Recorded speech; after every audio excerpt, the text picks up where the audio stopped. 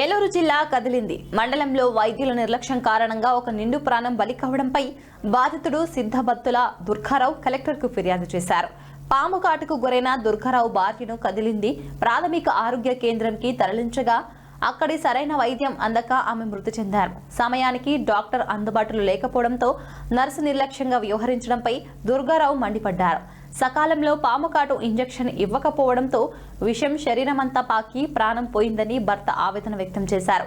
భార్య మృతికి కారణమైన వారిపై చర్యలు తీసుకోవాలని దుర్గారావు ఏలూరు జిల్లా కలెక్టర్కు ఫిర్యాదు చేశారు. కలెక్టర్ ఆదేశాల మేరకు డాక్టర్ నరేంద్ర కృష్ణ ఈ ఘటనపై విచారణ చేపట్టారు. మృతురాలి భర్తను పిల్లలను పిలిపించి వివరాలు సేకరించారు.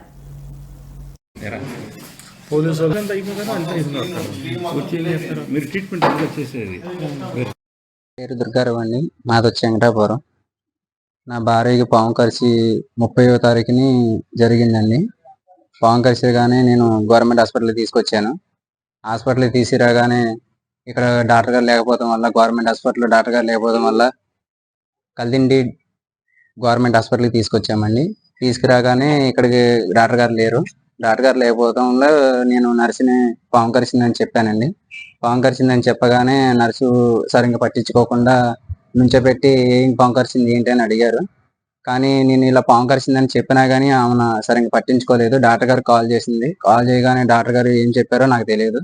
ఆమె కనీసం ఏం ఇంజక్షన్ చేస్తుందో కూడా నాకు తెలియదు. ఇంజక్షన్ చేసింది.